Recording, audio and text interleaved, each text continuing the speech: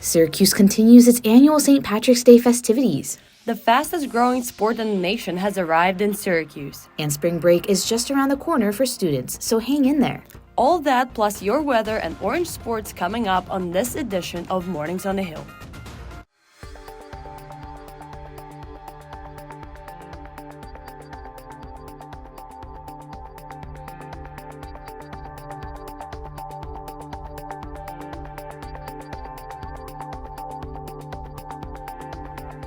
Good morning, I'm Isabel Flores. Thanks for joining us for Mornings on the Hill. And I'm Paulina Shimanova. Here is a look at today's top story.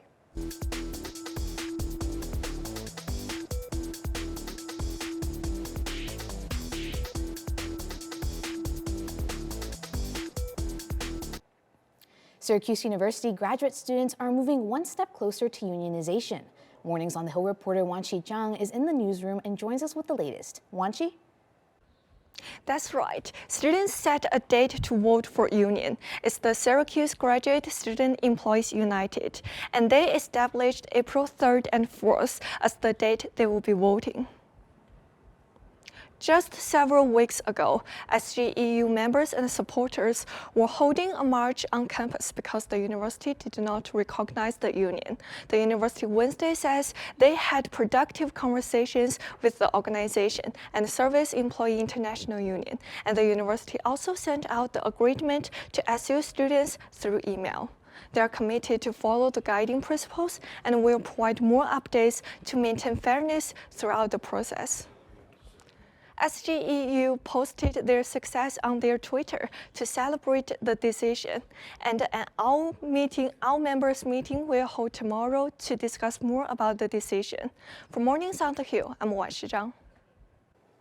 Cole Kurst joins us live outside of Newhouse to tell us more about a Syracuse student who continues to help the community. Cole?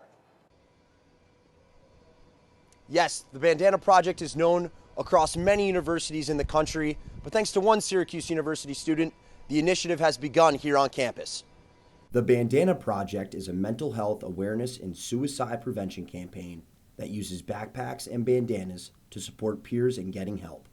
Syracuse University junior and project coordinator Lizzie Cott explains the power of the bandana. Tying the green bandana to the backpack is supposed to be a silent visual representation that people can see when they walk around and just feel comforted that there's other people going through something and that they know that they're not alone. According to the project, students aged 15 to 24 are in the highest risk group for a majority of mental illnesses, though 1 in 4 will not seek help or treatment. The project helps provide positive reinforcement that all can benefit from, including Cott. The project kind of became like an outlet for me to meet people, not only but also just to share my passions and hopefully make a difference on the campus. Included on the poster are sticky notes to help Syracuse students cope with mental health, including positive affirmations. Cott would like to see the project continue after her years at Syracuse. I want it to kind of be a lasting thing on Syracuse is the overall goal, just as something for students to use for resources and just to feel supported with. You can follow the Bandana Project on social media and keep up with the daily posts to learn more about the project. Yes, as I walked into Byrd Library this morning, I was able to also peel off a positive affirmation that reads, "Don't use your energy to worry. Use your energy to create, to learn, to grow, and to heal." For Mornings on the Hill, reporting live outside of Newhouse, I'm Cole Kurst. Thanks, Cole. Great story. A Syracuse University law professor has been put on leave and barred from campus after allegations of assault. SU law professor Terry Turnipseed was charged on February 17th after being allegedly attacking a woman at Turning Stone Casino. Syracuse University College of Law released a statement on Saturday stating that Turnipseed is facing very troubling allegations. And with food insecurity already being a major issue in the United States, the number of people relying on food banks is increasing. With the recent funding cuts, many are concerned about how individuals and families will be able to access basic food needs. Our news reporter Yoki Tang is live in the studio to tell how CNY food banks are taking action to keep local food supply circulating. Yoki? Thanks, Paulina. The government's decision to cut $22 million in funding for food banks, leaving many vulnerable individuals and families wondering where they will turn for their next meal. Groups like the Food Bank of Central New York area are often a lifeline for those who struggle to put food on the table. But now these are concerns that their funding could be at risk. With recent cuts to food bank funding, the ability of these organizations to meet the growing demand for their services is in jeopardy.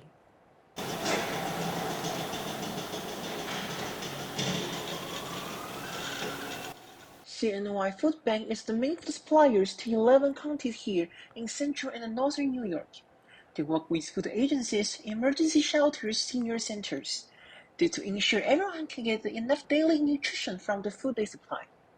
Food Bank Development Manager Heidi Soinan says that all things in Food Bank will be adjusted based on the season. These are the dry goods that you can see, but all of them are real time on a menu, and the agencies can order them, we package them up, and we ship them out door to door. However, the reduction in food budget plan made them much painful on their food services. Based on the information the Food Bank Director Karen Belcher told me, the economy inflation has made a 30% increase in food price, and with the new food budget plan has left them struggling to keep up with rising costs and reducing the availability of food for those in need. And with the economy the way it's been, the increased cost of food, the increased cost of transportation, that 1.8 million is going to mean that we can do less compared to what we're doing this year. It means that we have to look at how can we make sure that we're still serving the communities and having the foods that they need. According to the Feeding American, 1 in 8 people are suffering from food insecurity across the United States and don't know where their next meal will come from. And you can see from here, the blue line showing a much high food insecurity, then the orange line here is showing a low food insecurity across the United States nation. And the recent funding cuts to food banks will only exacerbate this crisis, leaving many without access to the basic necessities of life. For Mornings on the Hill, I'm Yoki Tang. Back to you, Isabel and Paulina. Thanks, Yoki. Syracuse University is bringing in International Women's Day tomorrow by starting the celebration today. This evening at 6:30, the Office of Diversity and Inclusion will be hosting a Women's Day reception for Dr. Gloria Somoleke, who is the first citizen of Botswana to earn a PhD in public administration. The university is also having an event in which students can submit a photo or just a few words regarding a special woman in their lives using the hashtag #EmbraceEquity. While St. Patrick's Day is right around the corner, Syracuse already started their green celebration. Saturday morning, the 18th annual Shamrock Run took place on Tipperary Hill. I actually took part in the run, so let's see what I was able to gather while running 4 miles. Runners on your mark! And just like that, over 2,000 people took part in the 18th annual Tipperary Hill Shamrock Run. Every runner had a different purpose of being here, starting from the younger participants like Arya and Evelyn, who took part in the Kids Fun Run, because we're Irish and we like to exercise, to the Studdards family weekend supporting each other. We're here because for our Irish heritage, but my husband is trying to work up to run a marathon, so we're here to support him, really. To runners like Carolyn and Barb, who just wanted to celebrate their friendship. It's all about the Irish and the Shamrocks and Tipperary Hill. And friendship. And that's right. And doing crazy things together. While some runners were trying to set records, others enjoyed the music and various drinks offered by people living in the area. Kids, dogs, and other interesting creatures were all part of the race. Free post-race snacks were provided, and for the very attentive runners, free massage sessions were offered by Meta Therapeutic Massage and Wellness. You could also make a donation while registering for the run. 2 major funds were St. Patrick's Hunger Fund and Tipperary Hill Ukrainian Humanitarian Fund. More than $2,000 were collected for each organization.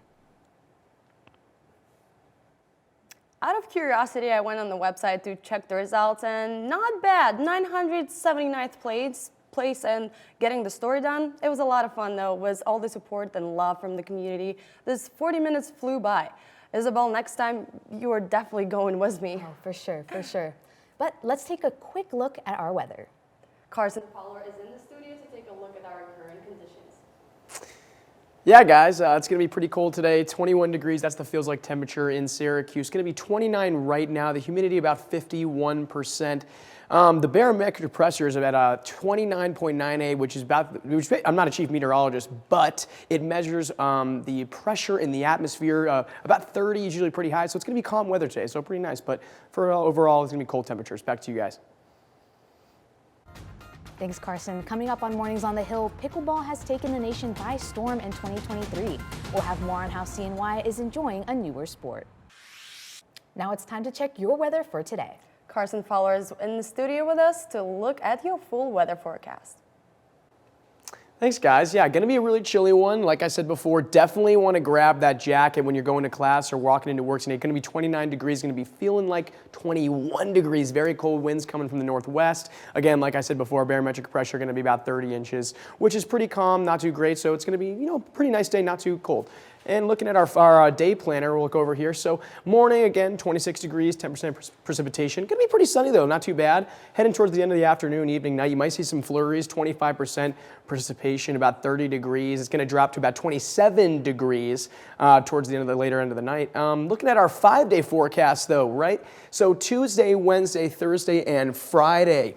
Going to be really chilly for Tuesday, Wednesday, Thursday. Only going to get to about 30 degrees, 20% precipitation. Going to be cloudy, not too bad. Friday, Saturday, might see some flurries, so definitely want to get out of Syracuse if you are going on spring break, if you're a student at SU. Going to get to 40 degrees, though, but no flights should be canceled. So good things in the works. Weather, that's all I got. Back to you guys, Isabel and Polina. Thank you so much, Carson. Pickleball is the fastest growing sport in America. In Syracuse, more and more people are playing pickleball. Our Cyril Kare joins us live to tell us how pickleball is growing in Syracuse. Thank you, Isabel. In Syracuse, there are many places to play pickleball, whether it's outdoors or indoors. Last week, I went to a YMCA to talk to them about how they've seen the sport grow in the past few years and how they expect to see the sport grow in the coming years. In the YMCA in Manlius, pickleball has been growing since it first started in 2015. Director of Sports James Burgess says they've made new leagues because of the growth. We have leagues now for Advanced League for the evening, tonight on Thursdays. We've got a Rookie League on Monday mornings. We just did a scramble, so like a tournament where you play with different players and get ratings. With growing programs and leagues, Burgess sees a shift in the ages of people who will play pickleball. With the growing of teen interest and youth interest, where this sport started with, older adults to then it will be, 5, 6, 7, 8-year-olds that are looking for programs, looking for open play, having classes. What differentiates pickleball from sports like tennis, according to Burgess, is that it's more relaxing and easier to play. Games happen a lot faster, to where tennis, you could have a game that lasts upwards of 3 to 5 hours. Pickleball, most games are gonna maybe go 30 minutes. With people shifting to pickleball more, Burgess sees more facilities merging tennis and pickleball courts together. And then I see more tennis facilities looking into pairing tennis with pickleball, because that was essentially our goal here of filling our gaps of sometimes tennis courts are open, and if we put those pickleball times in, there's always a lot of people looking for pickleball. The interest is skyrocketing. If you're on campus and you want to play pickleball, go to the Barnes Center where there are tournaments and lessons for beginners. Go to the Barnes Center for more info. For Mornings on the Hill, I'm Cyril Cray. Back to you guys. Thanks, Cyril. Mayor Ben Walsh, Onondaga County Executive Ryan McMahon, members of Syracuse Common Council and Onondaga County Legislature gathered in the John A. Lally complex last Friday to celebrate the Syracuse men's soccer team. Mayor Walsh proclaimed March 3rd to be a special day in the country. End of March 2023 to be Syracuse University Men's Soccer Team Day in the County of Onondaga in the city of Syracuse.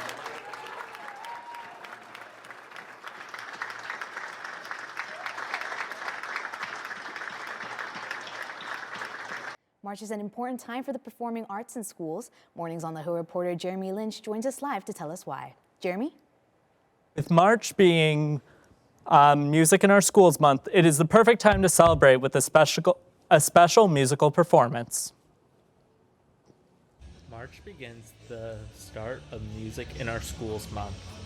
To start off this year's Music in Our Schools Month, I went to Albany, New York to see the production of Rent that was performing at the Performing Arts Center.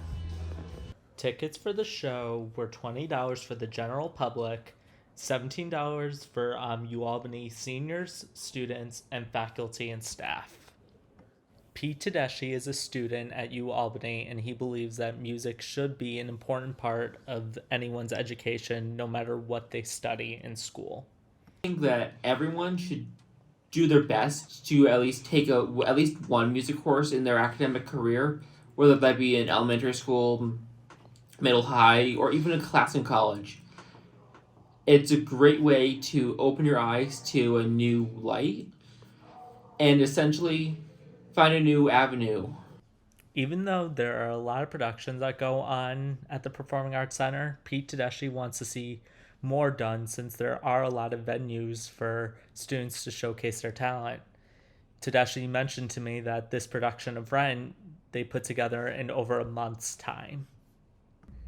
Though we have over 5 theaters on this campus alone, I feel they could put a show in each theater for a whole weekend and take advantage of that way, and showcasing each music specialty's talents. If you are looking to see Rent the Musical at some point, it will be coming to SUNY Binghamton in April. There are also various music events going on here at SU. To find out more, go to vpa.syr.edu/calendar to find out more information. Reporting live from in studio, I'm Jeremy Lynch from Mornings on the Hill. Coming up on Mornings on the Hill, we'll have your sports report. Stay with us.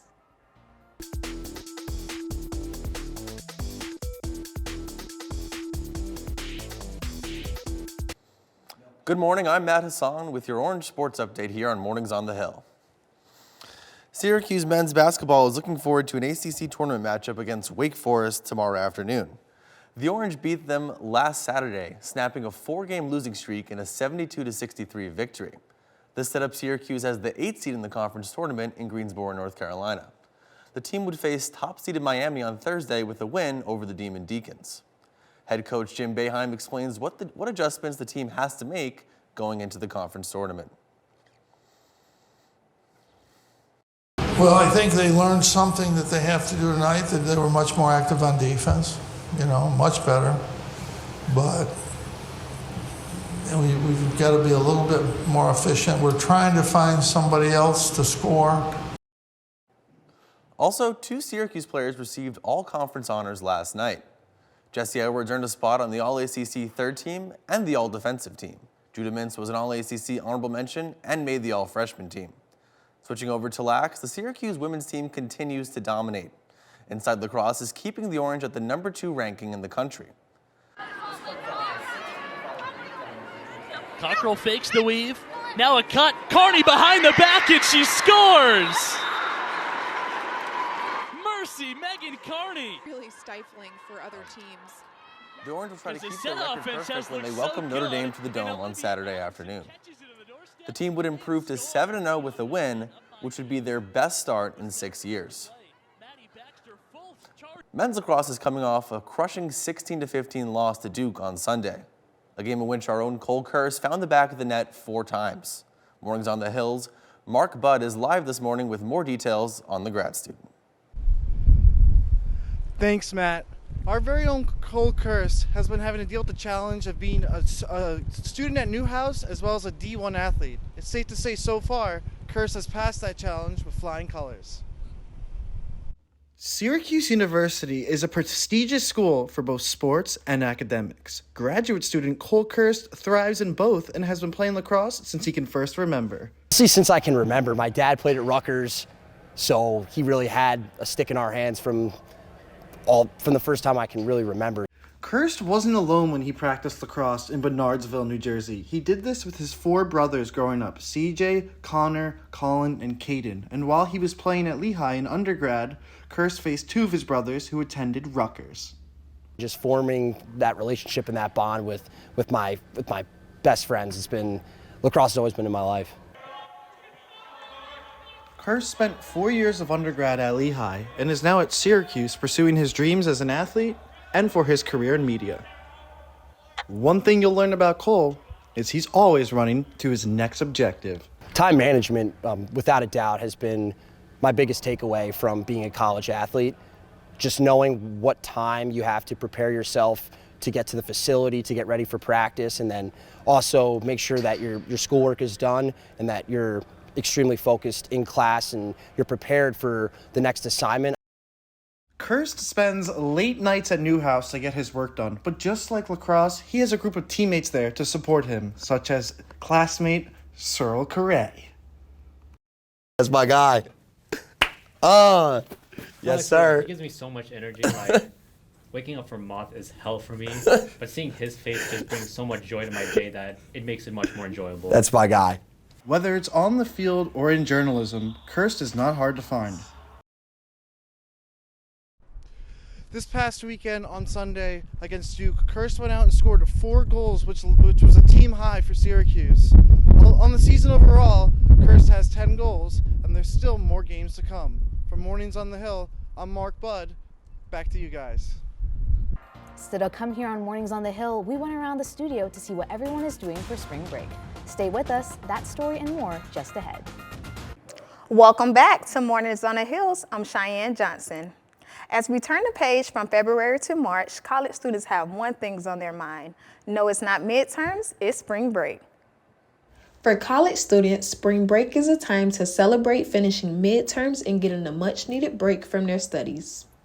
For many, it's also a chance to socialize and plan trips with their friends. Let's see where some of our Syracuse University students will be spending their spring break. From school are actually studying abroad in London, so I'm really excited I get to go visit them. And it should be really fun. So this spring break, I'm probably just gonna stay here in Syracuse and get some work done with the radio station and try and relax a little bit because it's definitely been a rough semester. I'm just gonna go back to Texas and relax. And I'd celebrate both my parents' birthdays and my sister has a play, so just spend time with family. Los Angeles, Miami, Las Vegas, Mexico, and Puerto Rico topped the list of most searched spring break destinations, according to the data from Hopper in the past years. An essential part of enjoying spring break is making sure everyone stays safe. Here are some tips to ensure everyone has a safe spring break. Always carry your identification card, avoid traveling alone, manage your money, stay alert while swimming, make responsible decisions, and last but not least, have fun. From Mornings on the Hills, I'm Cheyenne Johnson. Isabel, Paola, let's send it back to you. Well, that's going to do it for us this Wednesday here on Mornings on the Hill. I'm Isabel Flores. Follow us on social media. And I'm Paulina Shimanova. Thank you for watching Orange Nation. We'll see you next Wednesday live at 10 a.m. right here on OTN.